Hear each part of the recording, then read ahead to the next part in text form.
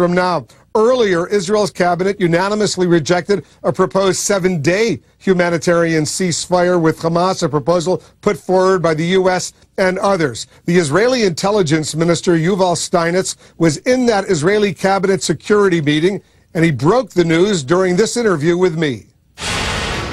It doesn't seem close at all. Hamas and Qatar want a ceasefire that will legitimize terrorism, will legitimize the armament of Gaza, and actually will legitimize, under certain conditions, launching rockets at Israeli civilians. One thing is clear, Wolf. Terrorism shouldn't be appeased, and there should be no price. Israel was ready to accept the Egyptian proposal for a complete ceasefire, immediate ceasefire. It was rejected by Hamas. But one thing is clear. The target, the goal should be a real enduring ceasefire and bringing security and confidence and calm to the people of Israel, also to the people of Gaza. In order to achieve this, you have to demilitarize Gaza. Gaza was supposed to be totally demilitarized. This is a Palestinian commitment signed by Abu Mazen on the White House lawn 20 years ago that Gaza will remain forever demilitarized. It was captured by Hamas and Islamic Jihad, organizations very similar to Al-Qaeda or ISIS in Iraq. And now Gaza should be demilitarized again. Otherwise, there will be no real solution to the situation. What about a 1-week temporary humanitarian ceasefire? That seems to be on the table, phase 1, and then all of these other issues could be discussed subsequent. Look, I hope that we can find a diplomatic solution that will enable the demilitarization of Gaza once more for the benefits both of Israelis and for the Gazans. If Gaza would remain demilitarized, there would be no rockets launching on Israelis and no suffering in Gaza. This should be... Exactly, because it sounds to me like Secretary Kerry wants to announce that there's at least a temporary ceasefire for a week or so. Is that going to happen? I don't know, but I think, and I'm confident Secretary Kerry is well aware, you have to be very careful not to empower Hamas vis-a-vis the Palestinian Authority. Not just the Palestinian Authority, but also Egypt and the whole Arab League are actually supporting the Egyptian proposal and not the Qatarian approach, because the Qatarian approach is about empowering the terrorists, empowering the zealots. Qatar has been the intermediary between the U.S. The U.S. doesn't talk to Hamas because it regards it as a terrorist organization. But Qatar has been talking to Hamas together with others, including the Palestinian Authority, right? The Palestinian Authority President Mahmoud Abbas met with the leader of Hamas in Qatar. I'm not exactly clear what, if anything, is going to emerge from this current diplomatic frenzy towards a ceasefire. But the mediation, Qatar is very dangerous. Qatar, like Iran, is the main supporter of Hamas. You know, Hamas is getting most of its rockets from Iran and most of its financial aid from Qatar. So this is a country that supports terrorism, not just against Israel, but also other terrorist groups in the Middle East. If Qatar one day will change its attitude against terrorism, then Qatar will be more legitimized. But we cannot ignore the fact that Qatar hosts Mashal, a chief terrorist, the chief leader of this terrorist organization, and Qatar, like Iran is supplying Hamas with missiles and rockets illegally against UN Security Council decisions and against all previous agreements, and Qatar is supplying with money. Now, if we like to have any hope to future peace process in the Middle East, such groups of terrorists cannot be legitimized. Don't forget, Hamas captured Gaza from the Palestinian Authority, killed several hundreds Palestinian Fatah, official Palestinians, exactly like ISIS did in Mosul in Iraq. Minister, so I must say, going into this interview, I was a little bit optimistic that there would be at least a 1-week ceasefire, but from what I'm hearing from now, knowing what Hamas wants, knowing what Qatar wants, it doesn't sound like there's going to be much of a deal. There is only one thing that will work for the benefits of both Israelis and Palestinians: the demilitarization of Gaza. If Gaza will be demilitarized, we will be able to lift what is so-called the siege or the restrictions, and people, both on the Israeli side of the border, won't suffer from rockets and terrorist activities, and people in Gaza will be able to improve their standard of living. This is the only true solution. All other proposals are wrong because they don't touch the core of the problem. The fact that Gaza was supposed to remain demilitarized, and there are currently thousands of Iranian missiles and other missiles in Gaza. I know you're going back to that security cabinet meeting in Tel Aviv. Minister, thanks very much for joining us. Yuval Steinitz is the Minister of Intelligence of Israel. Thanks very much. Welcome. All right, let's get the Palestinian response. Dr. Mustafa Barghouti is a member of the Palestinian Parliament. He's the founder of the Palestinian National Initiative. He's joining us now live from Ramallah. Dr. Barghouti, once again, thank you so much for joining us. Let's get to some of the specifics. See if you have the answers. I'm not sure you do, but maybe you do. If Israel does begin a brief, let's say 12-hour pause tomorrow morning, 7 a.m. local time, and stops its attacks in Gaza, do you think Hamas will stop launching rockets and missiles into Israel during that brief 12-hour pause?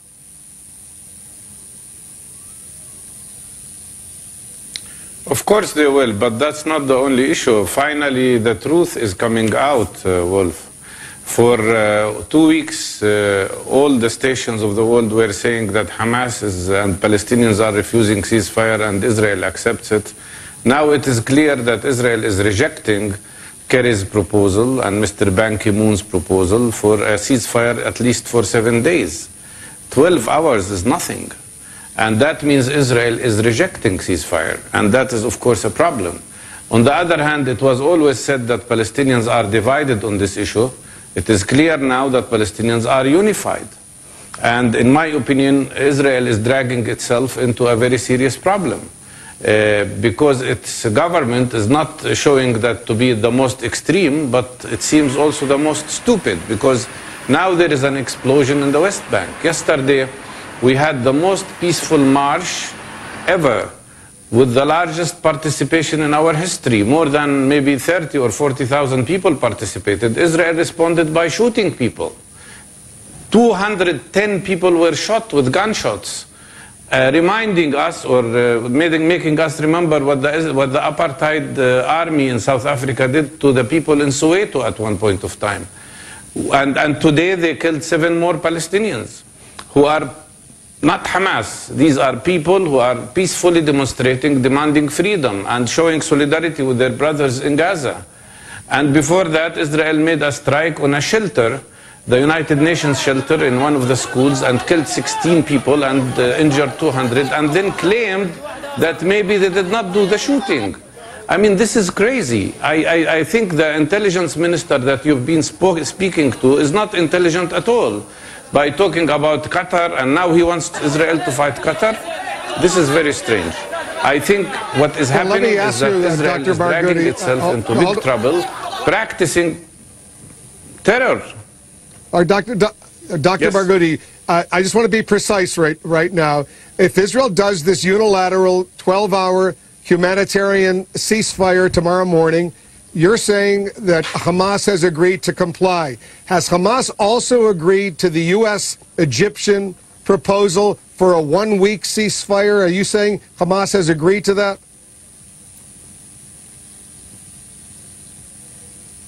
Not only Hamas, but all Palestinians. All Palestinian groups have agreed to 7 days ceasefire, during which time negotiations can start about all the several issues, including lifting the siege on Gaza. But Israel wants to continue the siege on Gaza. And now when they speak about demilitarizing Gaza, they don't tell us anything about demilitarizing the Israeli areas around Gaza, for instance. And why shouldn't there be an equal approach to the two sides? Actually, Israel does not want to demilitarize Hamas. Israel wants to prevent Palestinians the right to resist occupation. The right, even in a peaceful means, like we do in the West Bank. They want to take away from us the right to say we want our rights. They want to take away from us even the possibility of marching peacefully in the best traditions of Gandhi and Martin Luther King, and when we do, they shoot us. This is totally unacceptable, and they are denying and negating the fact that the cause of all these troubles and all this violence is the continuation of occupation of West Bank and Palestinian territories. And if they are ready here's to the question, end Dr. occupation Barghouti, and ready to end the system of apartheid, we will not only have ceasefire, but we will have peace. Well, here's the Yes, question. please. A lot of us are worried about this, and I'm sure you're worried about it as well. Given the feelings now among the Palestinians in the West Bank, and we saw the demonstrations overnight, given those feelings, are we now on the eve of a third intifada?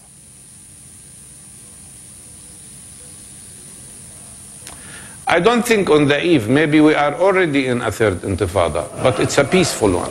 It's a non-violent one from the side of the Palestinians. And we will do everything we can to keep it non-violent, although we are encountered by severe violence from the side of Israel.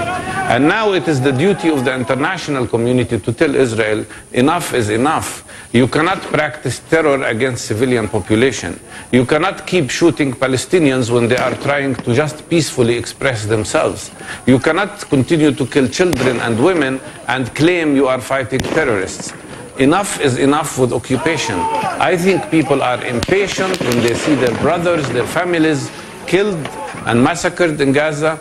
They are impatient about the humiliation we receive from the Israeli army every day. They are impatient and angry because we are even prevented from praying in Jerusalem, whether we are Muslims or Christians. And enough is enough. People are boiling with anger. All right. And that's why you are seeing now a new uprising in the West Bank. This is what Israel did. Well, one final question, Dr. Barghouti, because I know you're not justifying Hamas's launching of, now they've launched about 2,500 rockets and missiles into Israel. You're not justifying that, are you? No, I don't. And I think all these rockets could not have been shot if Israel did not start attacking the people in the West Bank and then in Gaza Strip. And I am saying I don't like violence at all. I don't want anybody to be shot or killed. But I am saying you can't tell me that Israeli lives are precious and Palestinians are not. Nobody can tell me that Israel should have security but Palestinians can't have security. I mean, you have shown the results. 36 Israelis killed. I don't want any of them to be killed. But on the other side, we have more than 870 Palestinians killed. We're equal human beings. And this massacre should be stopped. And Israel is the most responsible side of this conflict because it is having the biggest and largest military arsenal. And it is supported by the United States, which is giving it money, giving it weapons. But when the state secretary asks Israel to give a ceasefire for 7 days, they say no to him. They say no to him and they say no to Ban Ki-moon, the representative of the United Nations. They are actually saying no to international legitimacy and they are trying to be impunitive to international law. Dr. Mustafa Barghouti joining us once again from Ramallah on the West Bank. Dr. Barghouti, thanks very much. Coming up, we're continuing